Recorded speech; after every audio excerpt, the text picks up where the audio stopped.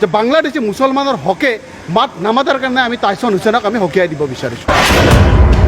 আমি কোনো কাৰণত মুছলমানৰ লগত আমি কম্প্ৰমাইজ কৰা নাই।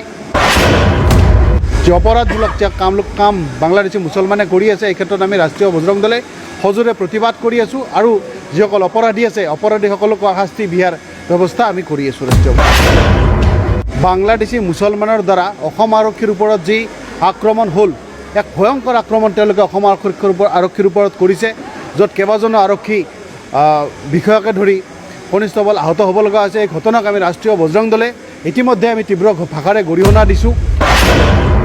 এই গড়েশ্বৰ প্ৰখণ্ডৰ আন্তঃৰাষ্ট্ৰীয় হিন্দু পৰিষদ ৰাষ্ট্ৰীয় বজৰং দলৰ উদ্যোগত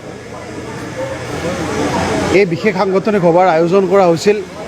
আমাৰ এই সভাত আন্তঃৰাষ্ট্ৰীয় হিন্দু পৰিষদৰ ৰাজ্যিক সমিতিৰ কাৰ্যকৰী সভাপতি, উপসভাপতি, ৰাষ্ট্ৰীয় ছাত্ৰ পৰিষদৰ সভাপতি, লগতে মই ৰাষ্ট্ৰীয় বজৰং দলৰ সভাপতি, আমি আটাইবিলাক আহি আজি কাৰ্যকৰ্তাসকলৰ লগত মত বিনিময় কৰোঁ।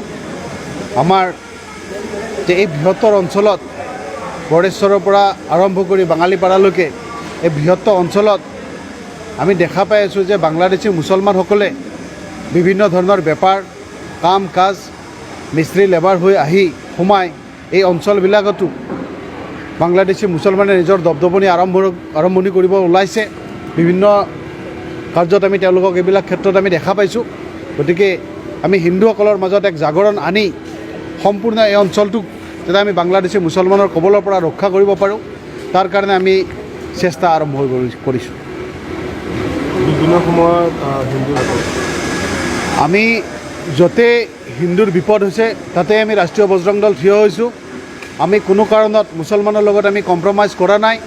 এই লাভ জেহাদৰ ঘটনা হওক, এয়া লেণ্ড জেহাদৰ ঘটনা হওক, এয়া মুছলমানৰ দ্বাৰা হোৱা হত্যা, ধৰ্ষণ, চুৰি, ডকাইত আদি যিকোনো ক্ষেত্ৰতে যে বাংলাদেশী মুছলমানৰ দ্বাৰা যি ক্ষেত্ৰত আমি হিন্দুসকলৰ ওপৰত অত্যাচাৰ নিৰ্যাতন আমি দেখা পাইছোঁ, যে অপৰাধমূলক যে কাম বাংলাদেশী মুছলমানে কৰি আছে, এই ক্ষেত্ৰত আমি ৰাষ্ট্ৰীয় বজৰং দলে সজোৰে প্ৰতিবাদ কৰি আছোঁ আৰু যিসকল অপৰাধী আছে অপৰাধীসকলক শাস্তি দিয়াৰ ব্যৱস্থা আমি কৰি আছোঁ। ৰাষ্ট্ৰীয় এইটো যে যোৱা সপ্তাহত যিটো সোণাপুৰত যে বাংলাদেশী মুছলমানে যে অবৈধ ট্ৰাইবেল বেল্টত যে অবৈধ কব্জা কৰি আছিল, অবৈধ বেদখল কৰি আছিল, এই ক্ষেত্ৰত অসম চৰকাৰৰ দ্বাৰা যে উচ্ছেদ অভিযান চলিল, এই উচ্ছেদ অভিযানৰ সময়ত বাংলাদেশী মুছলমানৰ দ্বাৰা অসম আৰক্ষীৰ ওপৰত যি আক্ৰমণ হ'ল, এক ভয়ংকৰ আক্ৰমণ তেওঁলোকে অসম আৰক্ষীৰ ওপৰত কৰিছে, য'ত কেইবাজনো আৰক্ষী বিষয়াকে ধৰি কনিষ্টবল আহত হ'ব লগা হৈছে। এই ঘটনাক আমি ৰাষ্ট্ৰীয় বজৰং দলে ইতিমধ্যে আমি তীব্ৰ ভাষাৰে গৰিহণা দিছোঁ আৰু এই ঘটনাৰ লগত যিসকল জড়িত আছিল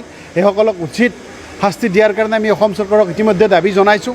আৰু কথা হ'ল যে এই ঘটনাত যে বাংলাদেশী মুছলমানৰ ওপৰত যি উচ্ছেদ অভিযান চলিল, এই উচ্ছেদ অভিযানৰ সময়ত যি ঘটনা তাত ঘটিল, তাত আৰক্ষী প্ৰশাসনৰ ওপৰত যি অত্যাচাৰ নিৰ্যাতন হ'ল, আৰক্ষীক যি আক্ৰমণ কৰিলে, এই ঘটনাৰ বিৰুদ্ধে কোনো ধৰণৰ মাত নামাতি BTC বাংলাদেশী মুছলমানৰ যে পাবত গজা সংগঠন AB আমছুৰ সভাপতি যে পাগল কুকুৰ এজন টাইছন হুছেইন, এই টাইছন হুছেইনে এই আৰক্ষীৰ ওপৰত হোৱা আক্ৰমণৰ বিৰুদ্ধে তেওঁ কৰা নাই, আক্ৰমণৰ প্ৰতিবাদ তেওঁ কৰা নাই। প্ৰতিবাদ তেওঁ কৰিছে যে আমাৰ বাংলাদেশী মুছলমানসকলক তাৰ উচ্ছেদ কৰা হ'ল, যিসকল বাংলাদেশী মুছলমানক উচ্ছেদ কৰা হ'ল সেইসকল আমাৰ প্ৰকৃত মুছলমান ভাই, তেওঁলোকক অসমৰ খিলঞ্জীয়া। তো এই ধৰণৰ যি কাম তেওঁ কৰিছে, এই ঘটনাক আমি তীব্ৰ গৰিহণা দিছোঁ আৰু আগন্তুক দিনত যে বাংলাদেশী মুছলমানৰ হকে মাত নামাতাৰ কাৰণে আমি তাইছন হুছেইনক আমি হকিয়াই দিব বিচাৰিছোঁ। ধন্যবাদ।